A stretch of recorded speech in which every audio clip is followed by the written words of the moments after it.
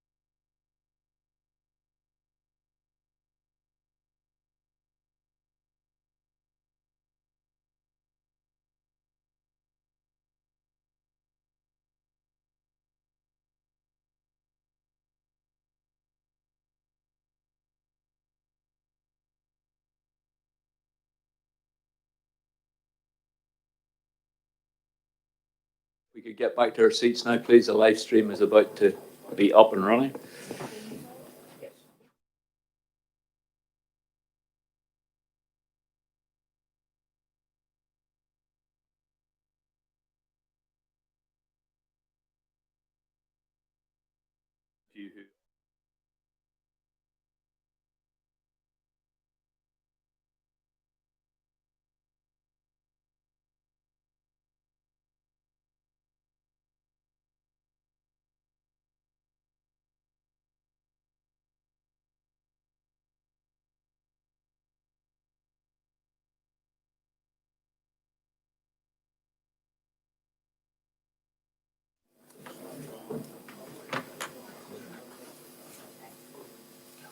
Okay. Good afternoon, everyone, and welcome to all those who are watching us on live stream of this policing board for July. We're meeting to receive and question the Chief Constable on his report, and the Chief and his team are all welcome to today's meeting. I want to begin by recording the board's condolences to the family of Noah Donoghue. As we've all been touched by the tragic death, he's captured our hearts as a young man of exceptional talents and attributes. And as we listened to the detail of the funeral just earlier in the week, it's impossible to imagine the pain that the family are going through, but our thoughts and prayers are certainly with them at this time. I'd like to record thanks to PSNI for their work around that, and indeed to the volunteers in the Community Rescue Service and all who provided assistance with regard to this search. Policing relies greatly on community assistance to deal and respond to all types of policing issues. And it's important to recognise that even in the most tragic of circumstances. We've also been reminded again since we last met of the dangers of policing, particularly with the passing in the Republic of Detective Garda Colm McKenna. And I have written specifically on behalf of the board to Drew Harrison and to the guards with regard to that. But I take this chance again to record our thanks to all of those who put their lives on the line in stepping up to keep the rest of us safe. COVID-19 still continues to be at the forefront of all that goes on, and certainly having a big impact on policing. And the policing over the last number of weeks, particularly at the large gatherings, has drawn significant attention and commentary. There are, of course, further relaxations and easements coming over the next number of days, as we'd expect. And there are a number of questions, as you will expect, in relation to police operations past and future, which we will cover within this board. Since our last meeting, in addition to the review being conducted by our own human rights advisor, the police ombudsman has also initiated a review. I have met personally with the police ombudsman to discuss the terms of reference for the investigation announced. The ombudsman's investigation, along with the review currently being progressed by ourselves, are both important for confidence in our policing service and evidence the robustness of the oversight arrangements that are in place here.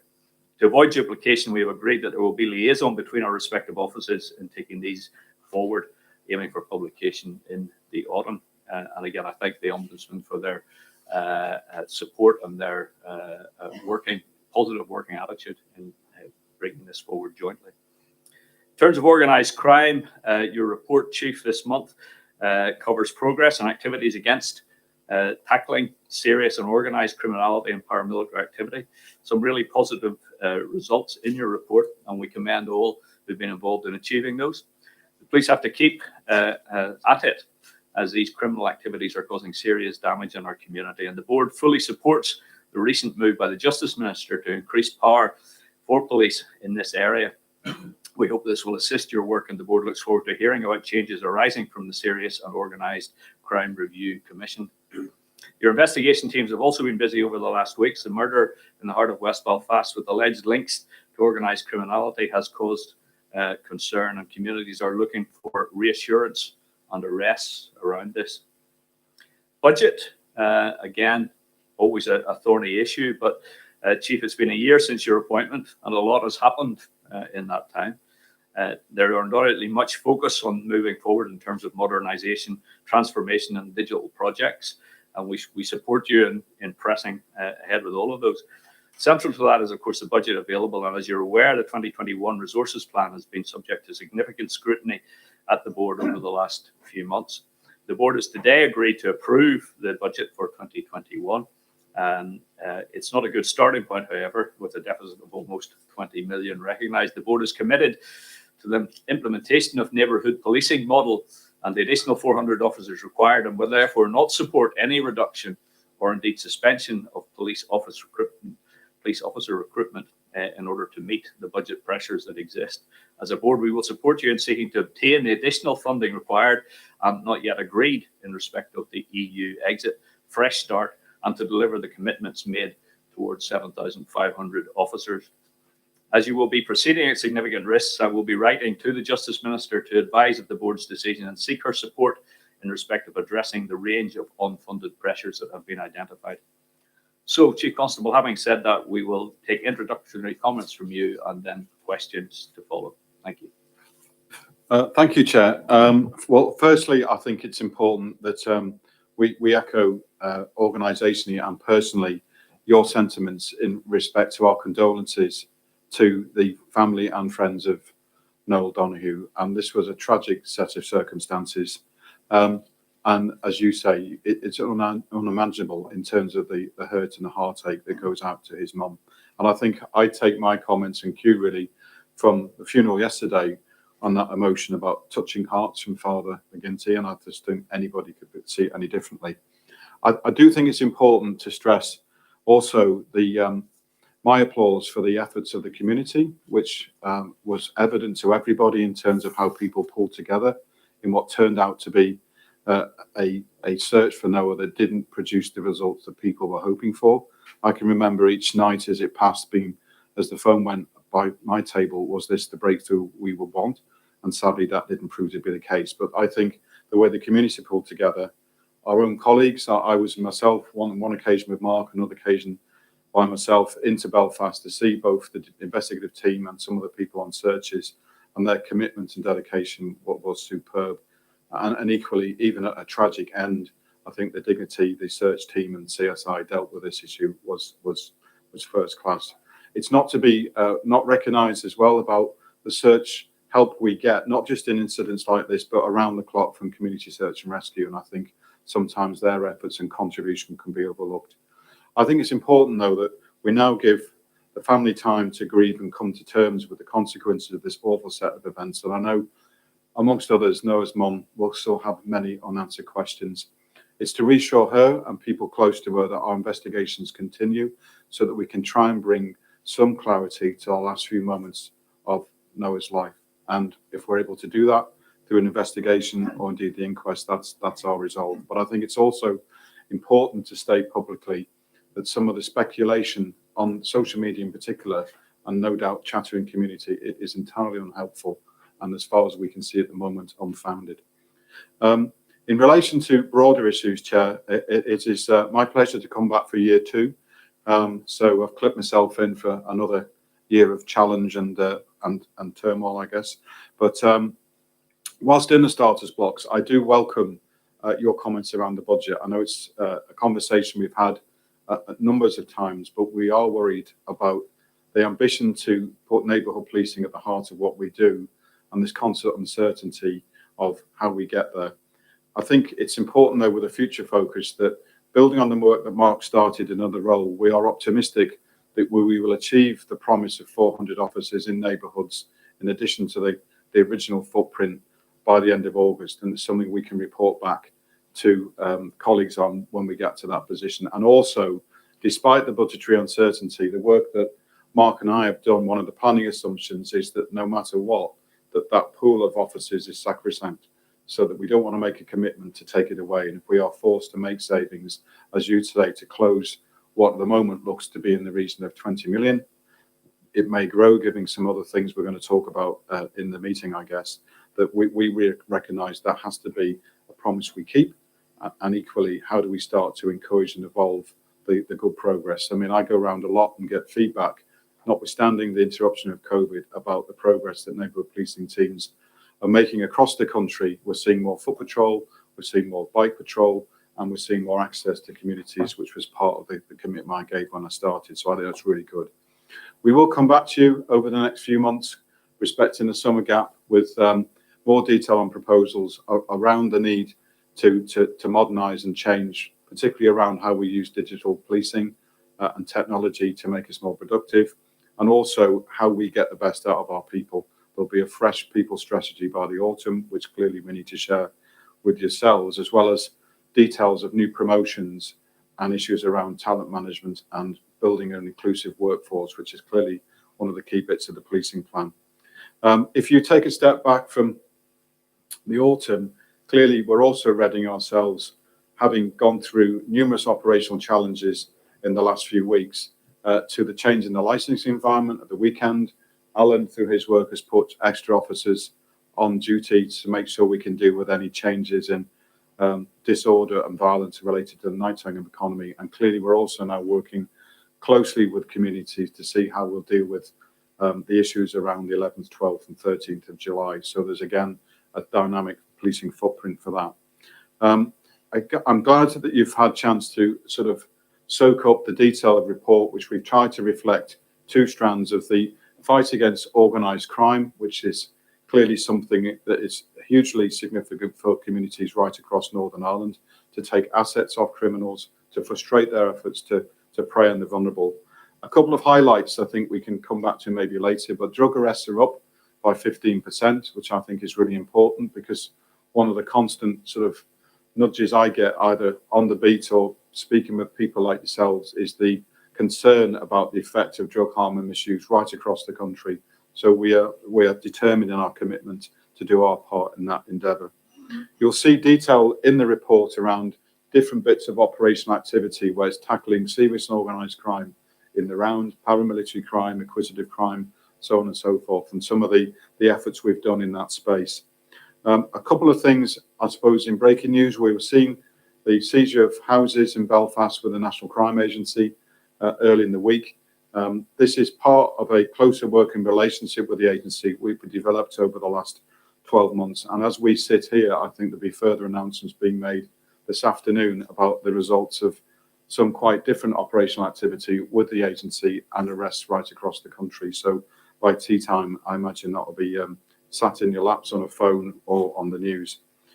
One area of concern I would point out to you in the general narrative at the moment is going back to your comments, Chair, about killing in West Belfast last week, is we are seeing at the moment a rise in the number of murders we're investigating. And in a typical year, we'd see something in the region of 20 murders, and obviously every one is one too many.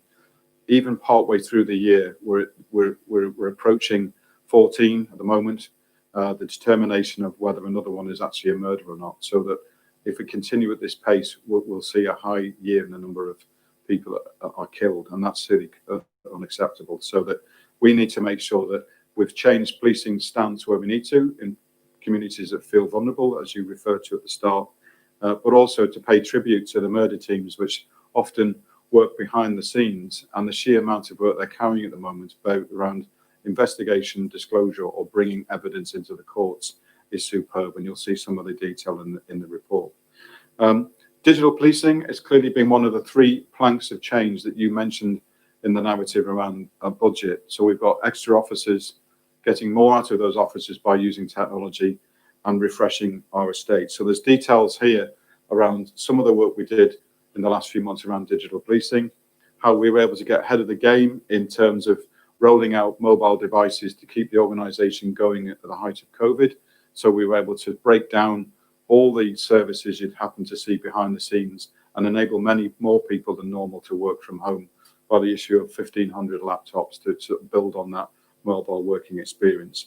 Alan is now leading on a recovery plan to see how we operate in that COVID environment. And we're also now testing ruggedized, or I suppose in other parlance, police-proof laptops, so that we can capture evidence from people's homes in a far smarter and quicker way. One final thing I just want to point to, and it may be the sort of issues for questions later, is you probably saw in the news at the start of the week and a conversation we had, Chair, is our concerns about an operational issue affecting what, for want of a better word, is our logistics hub at Seapark. There are a number of different services we run there, one example being Fleet, where we've seen, following inspection work, some significant concerns about the integrity of the roof space there, which Mark McNaughton has been dealing with. I think you've all had a report today that tries to show you the type of problem we're dealing with. But I think, frankly, it's just another piece of evidence that a flaky estate that's falling down around our ears needs some resolution in the medium term, because whilst we are confident we can come to some mitigation around this problem, it just raises the spectre of how long do we have to make do amend, in this case, a building over 50 years old with infrastructure that was life expired 2 decades ago. And we're now trying to manage that in the short term, but I know you're keen on seeing how we can get creative by a new, more modern estate to enable our officers and staff to give it their best. So I think, conscious there'll be a lot of questions today, I'll leave it at that point at the moment, and then we'll take queries as we go along. Okay, thank you, Chief, for that, and thank you for explaining to me what a ruggedized laptop was. I thought it was something used as an extra weapon for safeguard, but anyway, now we know. Going to start with the thorny issue of budgets and ask Colm to come in with the first question, please. Chair, thank you, and Chief, thank you for your report. The Chair did refer in his opening remarks to the budget reissue, and on the 18th of June, the Resources Committee did consider and recommend the PSNI resource plan, which was approved this morning by the board. There is a deficit within that plan, as we know, a significant enough deficit, and it's an at-risk position. We're very conscious of that.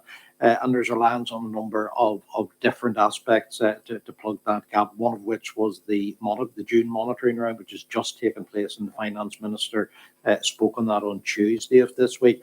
But there wasn't a huge amount of clarity as to how well or otherwise the PSNI did in that, and I welcome your remarks earlier about the importance of the neighbourhood policing team of 400, and very keen that that's achieved and is not under threat. So if you'd like to say something about how do we do in the month, did we get what we need to get, and if not, what are the plans to address the additional gap? I think formally, in sense of did we get what we needed to get, I'm not clear on the position at the moment. That there has been some comfort that some of the deficit may be offset, but I haven't got detail, and I don't think, even if there's breaking news, Mark has at the moment, unless we've got a bit more. We do have different plans to deal with any gaps. We're trying to monitor use of overtime, which is a key bit of spend, which Mark's been leading on. Slowing down other forms of recruitment, so that we're looking at, for example, how we bring pre-staff in, opening hours of buildings, so that we can look at all the levers we might have. But as you know from the past, because of the way our budget is constructed and we have to balance in year, there's only so many things we can do to do that. Whereas in a different operating environment with a longer term financial plan, you can hopefully have more foresight if finance gets tough. But is there anything else come in this morning, Mark, while we've been here? Yes, Chief. So just to add a couple of comments by way of assurance, because the board gave our budget some careful, measured consideration, and we've studied the outcome of the published statement on Tuesday. And whilst formal confirmation is outstanding, there was 3 key areas that we made assumptions around in terms of funding. First of those was around COVID funding, and we have secured funding in that area. The second was around fresh start monies, and again, that's reflected in the published statement. And the third area where we're still awaiting some confirmation is around EU exit funding, and we've been assured there's now a separate process in place for that funding to be dealt with. So it is mentioned in the document, but not resolved. So I think we're a lot more optimistic today than what we were this time last week. So we look forward to the formal confirmation of that. But in my own view is that the risk has been mitigated through monitoring, which is helpful. Okay. Sorry, to just go back on that's very comforting to hear, and I completely agree, Simon, with the need to move to a different type of budgeting, and a more multi-year budgeting process, and maybe some of the freedoms that other police forces in the UK and Ireland have got. We need to see how we can get, and we'd be very supportive of that. But I'm particularly reassured because as we've moved into the first year of the new policing plan, the importance of neighbourhood policing, I couldn't stress that enough. But delighted to hear your reassurance on that this morning. Thank you. Okay, thank you, Colm. Moving on, Mervyn, I know you have a number of questions, and I will allow you to come back in again, but maybe we start with the shift patterns, if that's all right. Yeah, thanks, Chair. It's in relation to, obviously, COVID has brought about for us a change in the shift pattern, so 4 days on, 4 days off.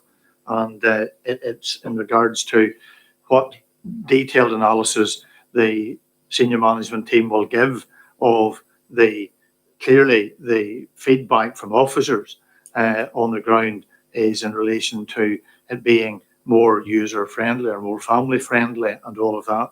And so I would appreciate your comments on that. Do you want me to deal with the other issue I want to raise, Chair? Yeah, yeah, fine, okay. Yeah. And that is in terms of the correspondence that we've received today or some days ago in regards to Operation Redfield. And we welcome very much the fact that we now have confirmation that those who have been seeking to find a way of escaping justice will hopefully be getting a knock on their door as a result of investigations, and no longer will they not be wanted, but that they will be actively pursued. And I think it's ironic that there are those who would seek to deny victims, innocent victims, of a pension, but yet have been involved in negotiations since 2000 to get people off the hook. So clearly, I think it shows where their allegiances lie. And I conclude with a comment that was made by the Attorney General at the time in 2000, where he expressed his concern that the exercise in regards to the administrative scheme, as it became known, has the capacity to severely undermine confidence in the criminal justice system. And clearly, there's a sense of irony that those who were engaged in seeking to attack the state were quite happy to take a royal prerogative from Her Gracious Majesty the Queen. That irony is not lost on us, but sadly there are many victims who don't get the opportunity to have any royal prerogative. Thanks, Mervyn. I think probably 2 important issues there, and it's pretty easy to ask Mark to come in on Redfield because he's got long history of dealing with these matters. And I saw Alan move forward before on 12-hour shifts like a sort of a cheater out the stock. So I think he'll want to answer that one. Thank you, Chair. Yes, well, just to confirm, we have written to the board indicating that the review of the priority 1 nominals as requested by Lady Justice Hallett in 2014 has now completed with 500 incidents. And as such, then a number of individuals who are now, as a consequence of this, are now considered to be wanted for interview for a number of incidents. And that work, in line with our broader legacy investigations policy, will now move to serious crime reviews and into our case sequencing model alongside the other cases. So that initial piece of work, which was quite a lengthy piece of work, started in 2014, has now finished, and it will now move to the investigative phase.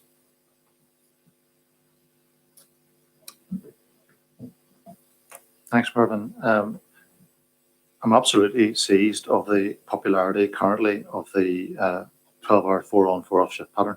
And I understand how well that's been received in the current environment. We have tried it before as an organisation, and it did run into some difficulties, and not all those people who are currently working it will have been cited in those. And whilst we're not deaf or setting aside the popularity with staff, I would remember, I remember and would remind people in this conversation, we're not comparing like with like at the moment. We have been in an environment for some months because of the pandemic, where courts are not routinely sitting, where mandatory training has been scaled back to maximise operational capability, where the nighttime economy has been operating, but clubs and restaurants been shut. And a 4-on 4-off shift pattern operates quite well when you have a very predictable, very flat demand, which week on week. As normality returns and clubs and restaurants open and we scale back up the training and courts come back into working, then to have a shift pattern where effectively people are off 50% of any rostered week, then when you add those demands in, it becomes very, very expensive to run as an organisation. But it's less about, I think we could offset the spend with the officer wellbeing piece if it weren't for some other key considerations. The big one for me, and the big one for me in the role that I have in terms of local policing, is service continuity. And if people are off 4 days out of 8, getting a continuity of service and a continuity of availability and a continuity of contact through neighbourhood policing really struggles on a 4-on 4-off 50% off shift pattern before you add annual leave. And equally, we have officers who travel significant distances to work, sometimes travelling an hour and a half to get to their place of work. And when you add 3 hours travel to 12 and plus hours work, and then you hold on people who may be caught with road traffic collisions or scenes of crime, then you're asking people to work 16 and 17-hour days. And I, on behalf of the Chief Constable and the rest of the senior team, have duty of care to the people that we operate, and our shift test is part of that. So all of that needs to be set against the popularity and wellbeing considerations of the shift pattern. But notwithstanding that, the Chief has charged me going forward as part of the transformation and change work to revisit shift arrangements to see what works best for both officers and service delivery on our transformation and our service operating model going forward. I've given that undertaking to the Chief, and I've certainly given that undertaking to the Police Federation on behalf of the staff as well. Thank you. And just one comment that I want to make. Just one moment, Dolores. And that is to also thank the Chief and his colleagues for the work that they've done in pursuing those criminals and those who have been engaged in terrorist activity, and also a concern, particularly in my own area in the Causeway Coast and Glens, where we've had 7 serious incidents linked to paramilitaries. Welcome the fact that one individual has been arrested, but I would seek an assurance that there will be a focus on those who clearly are intent in raising tensions and causing harm, and I welcome the fact that it is an issue that the police are pursuing. Okay, thank you. Dolores, by all means come in on that point, but if you also want to lead on the spit and bite guards following on from that, I was coming to you next anyway. Thank you. Well, thank you, Chair. Just in relation to the comments by Mervyn with the shift patterns, whilst very sympathy with the officers, Alan and others will know that one of the big complaints from victims of crime was the ability of officers to get back in a timely way. So I would concur with much of what Alan said, because we have to take the service users into account and public confidence in relation to determining those shift patterns. So I just want to make that comment. I thought I was coming on the EU exit stuff. Well, I have you down for that as well. But if you want to do the EU exit, I can go to Gerry on the other. It's okay. No, that's fine. But just here, there's a reasonable, a lot of disquiet, but it seems to be a response to the pandemic in relation to protecting police officers, that reluctantly the board understood the rationale given by the police in relation to the use of the spit bite guards, and that now does not seem to be the case. And I would want to put on record the SDLP's continued objection to the use of spit bite guards without due consideration from a human rights advisor, and all of the particular concerns being raised by human rights, as well as the protection and welfare of officers. So I don't know if the Chief or others have anything to say around that, but there does seem to be accusations of the board having been misled, and if they please might want to respond to that. I'm sure it may attract some other comments, Dolores, but I think it's best to say that this is a contentious issue that you know has been in and out of the board in different ways before the pandemic. And I think it's trying to separate two issues. One is the longer term work and consultation with a range of stakeholders that would have some locus on this to see, is this appropriate piece of equipment to protect officers, if you like, in normal business. But we introduced spit and bite guards to custody, to our specific, if you like, COVID crews across the district, and then latterly to armed response units to mitigate against the risk of transmission of the virus from spitting and biting, i.e. from saliva and blood. That's been our position from the outset. I think that obviously there is stuff in the public domain now about commitments by manufacturers about how the equipment stops or otherwise sort of the vaporized sort of spit and breath. And I don't think it was ever the intention to try to say that those hoods were going to stop that. It was really to go back to its core purpose in terms of if officers are faced with people that are spitting or trying to bite them, there is some mitigation to that, and that's where we've started from. Clearly, in terms of reassurance, I have a regular review process where we take into account a range of competing interests, be it human rights, other parts of legislation, the viral context to which we're working with in terms of the health restrictions, and of course the views of our officers and staff.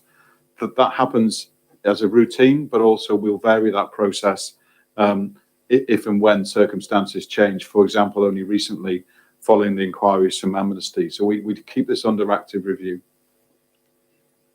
Okay, Gerry had a supplementary on that. Yes, thank you, Chair. I would just like the Chief Constable to agree that when we're looking at a consultation, that it would be based on an evidence base. That's what was missing, I think, from the board. That's what the board is looking for. And I think to make any decision on, and especially on any long-term process here, that's what we need to be able to consult on, as opposed to opinions and not based on evidence. I think absolutely we have to follow the facts on this. Clearly, sometimes, like a lot of issues, of emotion. But what to see is this an appropriate tactic and piece of equipment to manage a range of competing risks, and that's the idea behind the work that Sam Donaldson's now leading on, which will come back to the board in September. Okay, Liz, I'm just checking with you because you had asked questions around this private session. Are you happy for us to move on, or is there anything you want to pick up on that? Move on. Okay, Gerry, in that case, you had questions around Seapark, please. Thank you, Chair. We got a report this morning, Chief Constable, about the Seapark facility. Seapark facility holds a huge amount of documentation, and especially in terms of legacy and other inquiries. So you weren't here, and maybe some of the other officers won't even remember, but there was an issue around Golf Barracks many years ago, where there was asbestos, difficulty with asbestos, and when certain documents were looked for, especially in terms of legacy, it was said that they were destroyed because they were contaminated with asbestos. So I really want to guarantee that all documentation and their integrity will be watched over. I understand you have a gold group overseeing this, and we don't need another controversy around legacy. So I'm urging you to make sure that if there are any of these documents shifted, that they will be in good condition wherever they may go and available for investigation. Certainly appreciate the concern about the integrity of evidence. We've known about this since sort of last weekend as a live issue. And as you know, it's a big site, and I think you'll see in your report some of the images that just show how much is effective in terms of roof space. Mark went down at the start of the week to personally see some of the issues we were dealing with Mark McNaughton, and we are absolutely conscious that if we need to do anything around the archives, it is done under extreme scrutiny around filming it, involving other interested parties and how we would access it, where it's going to, so we're not accused of, if you like, losing anything in transit. there has been a lot of work done this week through Mark McNaughton's Gold Group. So with your permission, Chair, I might ask Mark just to update where we are so that members get a clear view of the risk, but also what we've already done this week. Thanks, Chief. And yes, Gerry, you referred to a gold group. So specifically, a group was constituted to ensure that there was an organised response to the issues that were discovered at the site. And some immediate action was taken to vacate the motor transport facility, the fleet workshop in particular, almost immediately. So we did that over the last weekend. But of course, other areas, and you've referred to the murder archive, are under a similar style roof. And what we have done there in particular is accelerated the testing. And that's one of the key areas that we're looking at, both PSNI and also the murder archives, where we hold this material. But what we're confident about, and we have learned over the course of this week, is there's no imminent danger or threat in relation to the integrity of the documentation. And we've taken a decision that will remain in situ. There will be no movement of that material, and that we'll be able to maintain access to those records until we get the full survey completed, which is now expected in a matter of weeks rather than months. So we hope by the end of July to have more greater clarity, in effect, around the roofing structure. And I suppose at that point, if it's necessary to review and maybe look at moving any records, you can be assured that that'll be done in a very controlled and measured way and with the utmost transparency. So we're getting to grips with short-term issues, and we recognise some of the sensitive issues that are there to be dealt with. And we have structures around that in terms of remedial actions. And of course, I think the Chief's already indicated a more long-term piece around what we do with the site, the roof, and the long-term estate problems that we have. So hopefully that gives you some assurance, in particular around the murder archive facility that you've referred to. Thank you. I have written to the Chief on behalf of the board asking for a number of things, including the area that Gerry covered with regard to assurances on evidence and legacy. Now, I don't know whether John or Edgar have decided to speak to this, but a question around the Sujini report on child sexual exploitation. Edgar, okay, yeah. Yes, Chief Constable, the report which was published on the 30th of June identified a number of gaps in practice which limit the effectiveness of public agencies, including PSNI, in identifying and responding to incidents of child abuse. The report makes 2 strategic and 7 operational recommendations for improving practice. The PSNI has been allocated the lead in 3 of the operational recommendations, including, importantly, recommendation 3, which is the Police Service of Northern Ireland implement a consistent approach to child sexual exploitation across its 5 public protection units within a model that is adequately supervised and resourced. Can the Chief Constable advise the board if PSNI have accepted the report's recommendations as they apply to the organisation, on particular recommendation 3? Thanks, Edgar and Chair. Yes, absolutely. We have accepted recommendations from the outset on a report that's almost 2 years old, in terms of put some context, because clearly it's a matter of some concern on an issue like this, that we provide a good service to victims, and also by doing that prevent crime. The specific Operation 3 is due to be signed off at the end of August in terms of the completion of the work that started once the report was received, in terms of looking at the 5 public protection units across the country. The operational practice has been reviewed there, and there is now a consistent approach across the teams and how we use the dedicated CSE detectives alongside the wider sort of public protection family.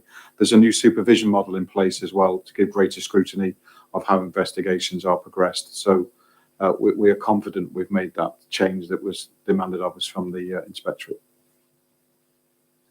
Thank you, Chief. Okay, thank you. Dolores, the question you thought I was coming to you before about EU exit.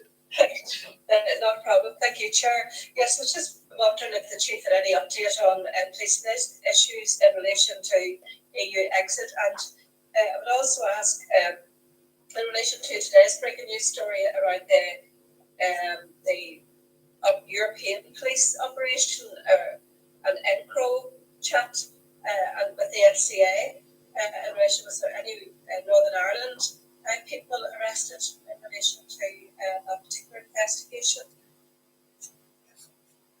Yeah, there have been a number of people arrested in that operation, Dolores, and property recovered, and also enable us to sort of manage some sort of real-time threats to life. So it's been a significant bit of collaboration with the National Crime Agency, with some of our specialist teams, and also across a number of European jurisdictions. I think, I don't want to get ahead of ourselves, and you might be looking at a phone screen faster than I can and what's hit the public domain. But clearly it's something that we see was a significant breakthrough in tackling organised crime. In terms of the EU question, there isn't much more we can say than is in the public domain at the moment. Clearly, we haven't had dialogue, as far as I'm aware, in terms of changes to the policing environment. And we wait that clarity from government. It's clearly an issue that is at risk as we get nearer to different deadlines. And we now have people specifically looking at that issue for us. Chair, can I just ask the Chief, I mean, I very much welcome the investigative result of the joint work with NCA and police across Europe and other jurisdictions. But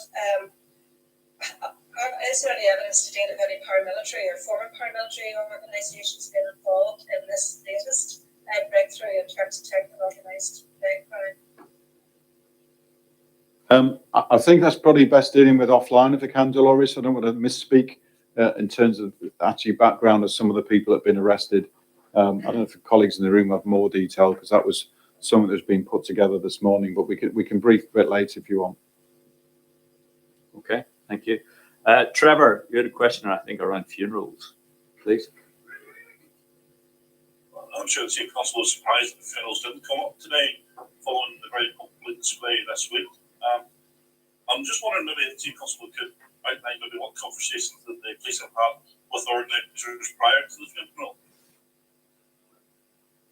funeral. Well, I think we're looking at a number of funerals in recent weeks. I think probably Alan's best place to look at the Belfast footprint, which is probably the one that's attracting the most interest before we get into any specifics. But obviously, like any event, sometimes we will have dialogue with people to try and facilitate something working within restrictions.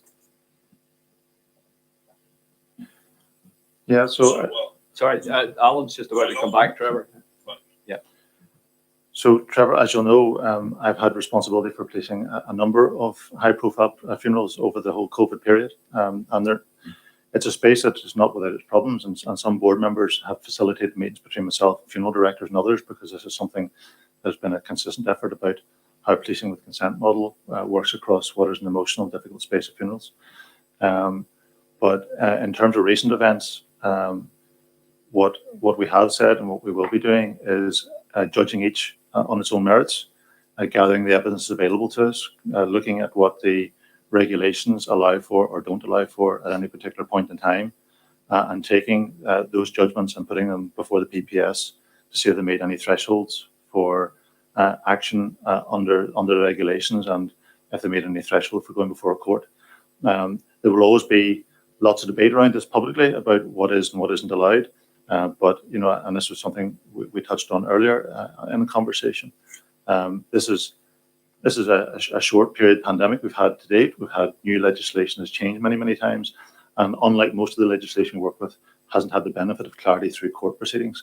And I get, you know, it's my anticipation that a number of those cases will go through that process and those judgments will be made before the courts, and it's more difficult to judge because we haven't got that clarity in court from previous regulations and previous court proceedings. But we as a police service will perform our role in taking the information that's available, taking the evidence we've gathered it, and subjecting that due process through the Public Prosecution Service and through the court system if it meets the threshold in the judgment of the Independent Prosecution Authority. Trevor?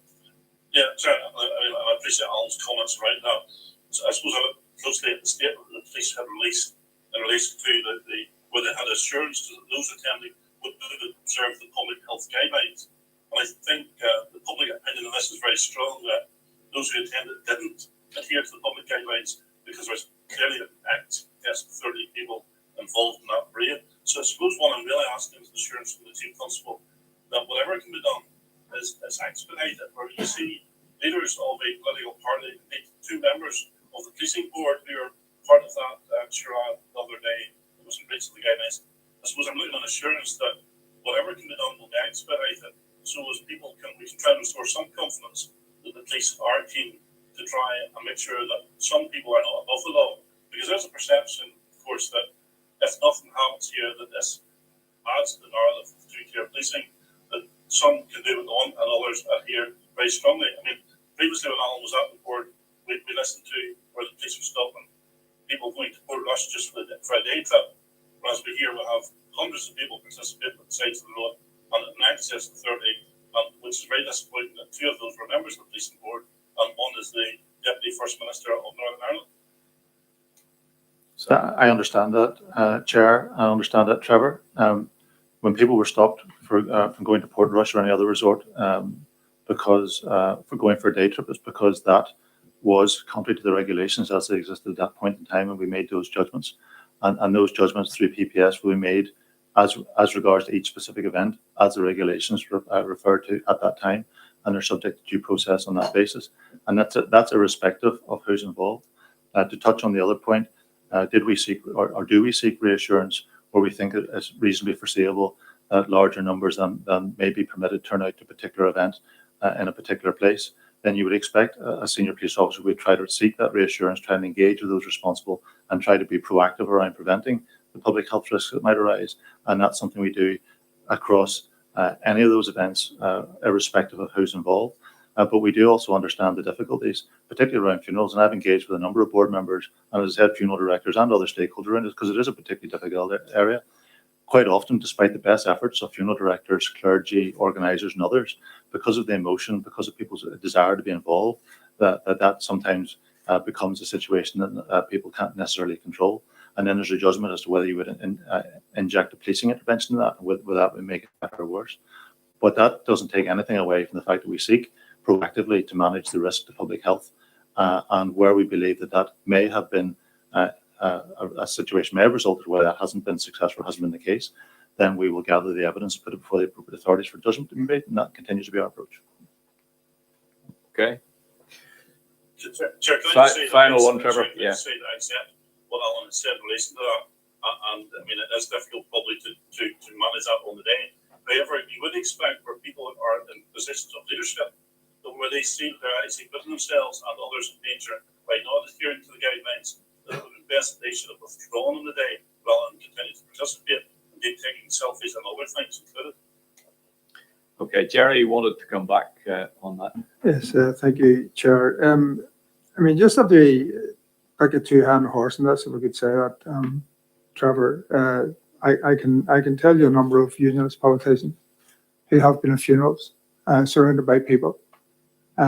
Some of them, not all of them, were family funerals, and that's what we're dealing with. So to call it a charade, this was the person has a family. His name was Mervyn Storey, and he was loved and missed by his family, and also by his friends and comrades, of which I am one. I was there because I was asked by the family to be there, and I wished to be there. In the cortege, there was only 30 in it. It was expected. No one asked people to come, but it was known because this mom was very, very popular. And to give you, certainly within Republicanism, they give you an example of that. It was put online, streamed online, as an alternative to people coming to it, and there were almost 250,000 people who watched it. So we're talking about somebody who was very popular. I knew him for 40 years. He was very diligent, hardworking. He was in the IRA. He was a volunteer, but he gave of himself entirely during the conflict, and entirely in conflict resolution, and entirely in moving the whole process forward into politics.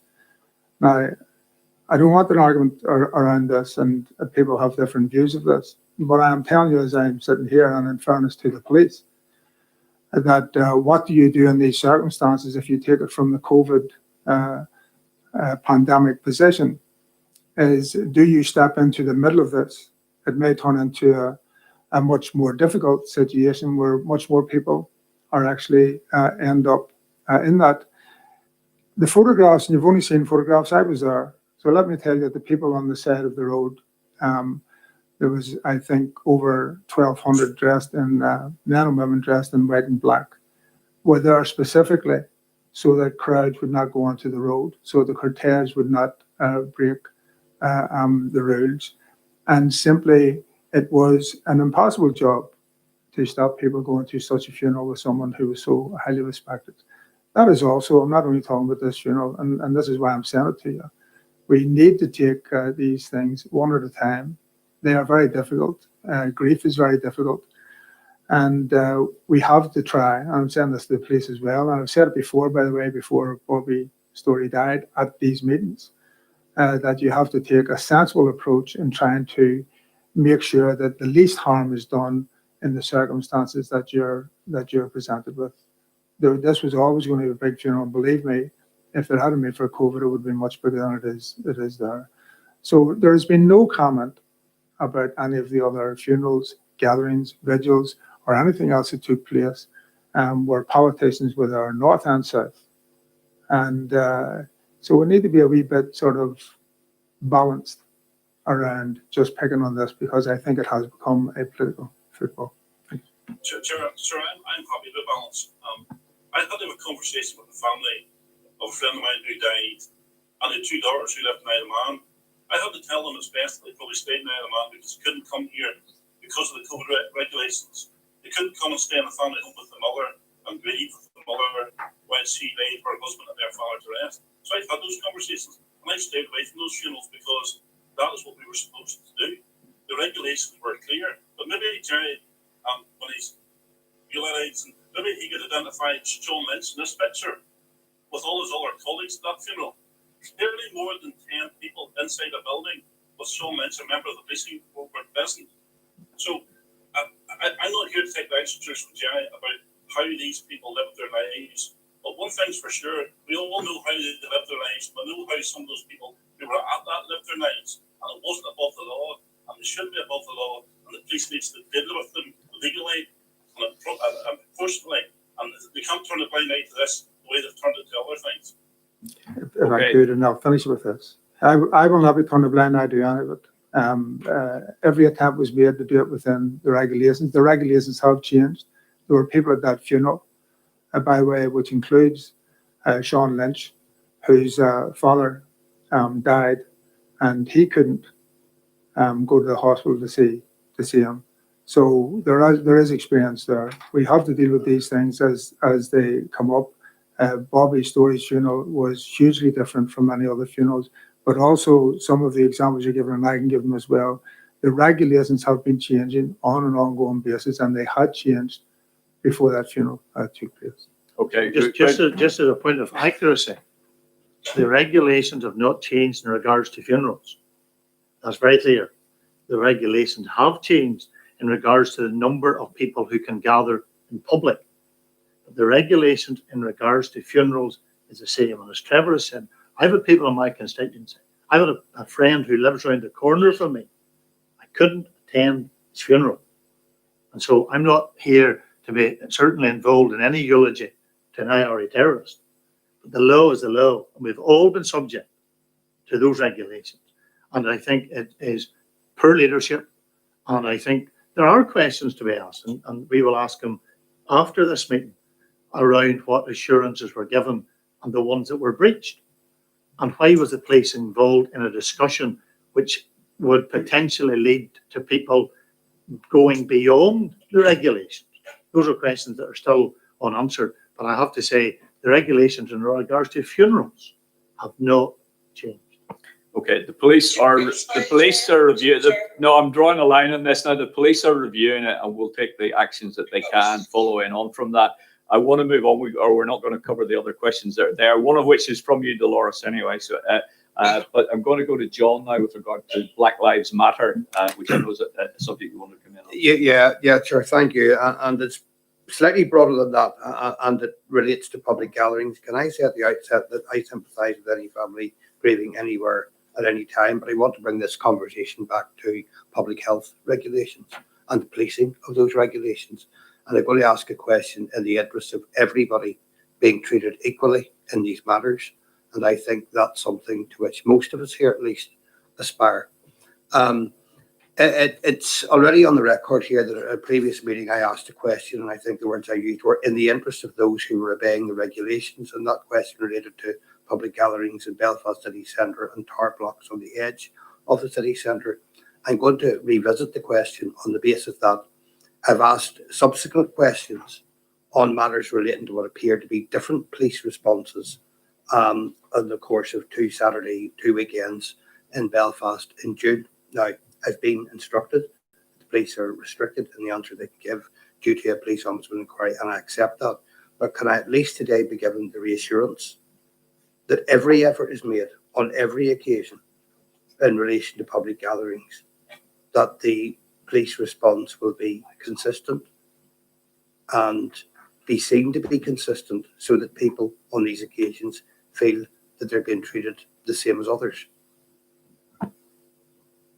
I think that's it's a fundamental question, John, isn't it? In about how we deal with protest, not just in the period of COVID restrictions, but beyond that. And I think the dilemma we face is that I think the clamour around this is, with all the caveats about respecting what the Ombudsman's looking at, but talking in a general sense, that people are asking us to deal with consistency and be precise when we're dealing with imprecision. So each event will always have a uniqueness around the purpose, the context politically or otherwise that things are taking place, and actually the attitude of people within that space in terms of their relationship with the general public or indeed with police officers that are trying to deal with the right to protest. And obviously, if this had been a normal environment where there were no COVID restrictions, our policing operation for a number of these issues would have looked dramatically different, I guess. And we are just stuck in this space that from the outset, from the work that principally Alan and I have done in terms of setting the tone, we've been pretty clear that we need to respect the desire from the executive and the Minister of Health that we should follow the course of restrictions and try and do our part to mitigate the risk of infection and indeed mortality. And that has been a fundamental principle that's writ through all of our policing responses to a number of difficult issues, whether it's protests, funerals, travelling. And I think both the Ombudsman's review and indeed your own review through the work of John Wadden will probably help us try and make sense of the dilemmas we've been facing from the outset of managing competing rights and interests. And frankly, sometimes there's no easy answers. Okay, thank you for that. Question arising from your reference to digital strategy and the digital advances in the report. Frank McManus online is going to lead with this, and then Liz wants to come in as well.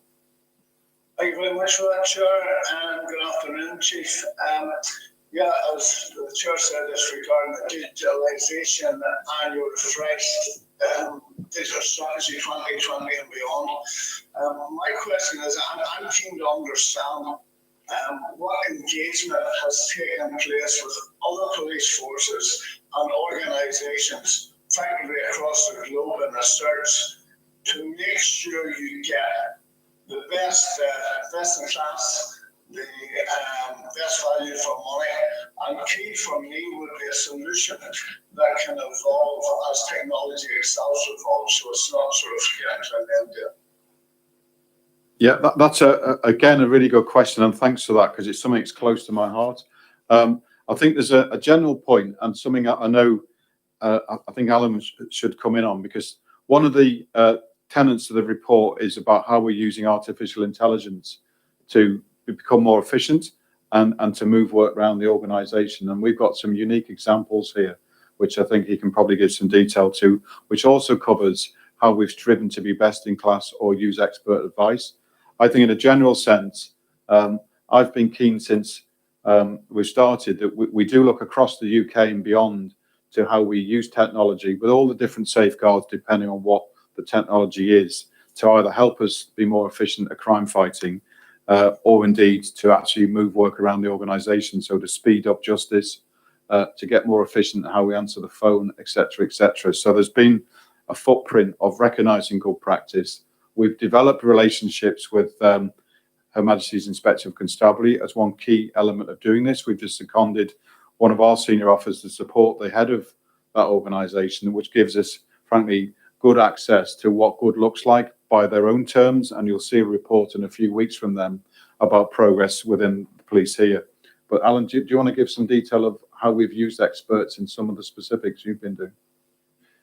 Thanks, Chief, and thanks, Frank. The digital strategy has been in place for a number of years and recently refreshed. As part of that, Jeff McNamara, who's our head of ICS and works with Mark on my right-hand side here, Jeff is involved in the national groups to make sure that we're across the national enabling programs, for instance, where there are large enabling piece of programs right across UK policing, which plug into world learning around how we might do things better, faster, and differently going forward. For my part, I sit on the board of the Police ICT company in London, which plugs into worldwide learning about how we deliver those services across policing. And I think a product of that, and then also working with a strategic private partner in some of this work, we've developed back office automation in firearms licensing and some of our intelligence functions, and we now have an automation group looking to expand a pathway towards automation and transformation and change in our support and administration services across PSNI. And it's our strategic partners' view and the view of others that work is certainly at the leading edge of UK policing and probably further beyond that as well. And that's something we're looking to expand as part of the Chief Digital PSNI strategy going forward. Okay, just one final point. If you're looking to find out a wee bit more about rubberized laptops, now that the chair's an expert on it, there's quite a lot of the Northern Ireland utilities have been using rubberized laptops and mobiles for the past numbers, 5, 6, 10 years, even in some cases. I'm not quite confident that those laptops can even be dropped from a considerable height as well. Thank you, Frank. I'm sure they will pick up on that expertise. Appreciate it. Okay, the last question I have here is from Michael, and that's around summer policing. Can I just check that there's nobody else with a burning question before I go to Michael's question? No. Okay, Michael, over to you to conclude matters. Okay, Chief Constable, congratulations again to you and your team for working through this fast-moving change of circumstances as Northern Ireland starts to emerge out of the current crisis. Given that it's the last board meeting until September, and I appreciate you touched on this briefly in your introduction, I was wondering if you might update us a wee bit more in terms of your state of readiness and capacity to deal with the sort of challenges you'll be facing over the summer months, with the longer evenings, the school's still out, hospitality starting to reopen and other events as well. Any actions alongside the increased focus on neighbourhood policing, for example, and indeed any help that the board can provide, and if you sort of can work your way through that, whether there's been any useful learning from that experience in terms of remote working and things that even has informed your digital strategy at all for the future. Thank you. Thanks, Michael. Again, a wide-ranging piece there that certainly, if I start at the end, Alan's now leading effective recovery group that looks at planning for the future of how we operate in an environment where the virus will still be here, but hopefully less present than it's been in the past. And you might want to comment on it. There's a number of key strands of work, but one is capture learning and keep it so that we don't go back. And separately, Mark McEwen, who's unavailable to be here today, has been doing work with me through the Criminal Justice Board to try to see that some improvements on a system which is well rehearsed about the length of time it takes to progress from arrest through to trial. We're trying to see there again where, for example, we've been using video evidence, electronic statements, digital movement of evidence around the criminal justice system, that all those gains are cemented. And we've been working closely with the Justice Minister, who I think is, in fairness, keen to see progress in that space that we can speed up service to victims. In relation to the summer, well, obviously, we are pleased that effectively we're able to restore neighbourhood policing services across the country, because I think only last night I was looking at some evidence in some of the social media accounts about officers themselves sort of reflecting the fact that teams are coming back locally to full strength. Because as Alan said, we had to meet one threat a few months ago about effectively just enough people operationally to cope with an unknown situation, to carry out the visible work we did to restrict travel, where we were asked to do that. But that came at a price. We didn't completely walk away from neighbourhood policing. I myself saw on a number of occasions neighbourhood officers, if you like, double-hatted. But we want to cement now back into that space.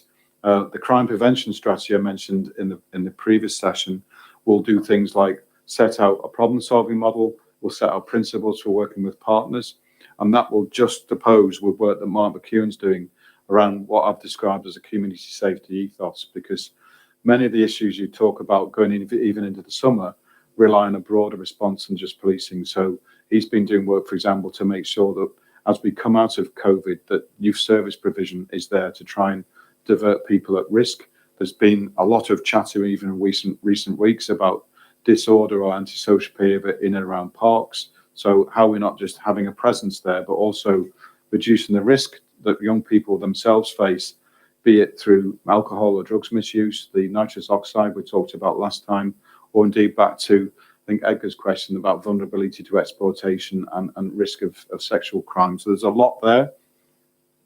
We can probably bring a more rounded piece in the autumn about the work Mark's doing, where we're encouraging through the Department of Justice to establish operationally a community safety board for Northern Ireland. So we bring partners together, we get a better conversation across the country to go back to Frank's point of good practice, but also get a more consistent approach. And then how we try and influence the work of PCSPs locally.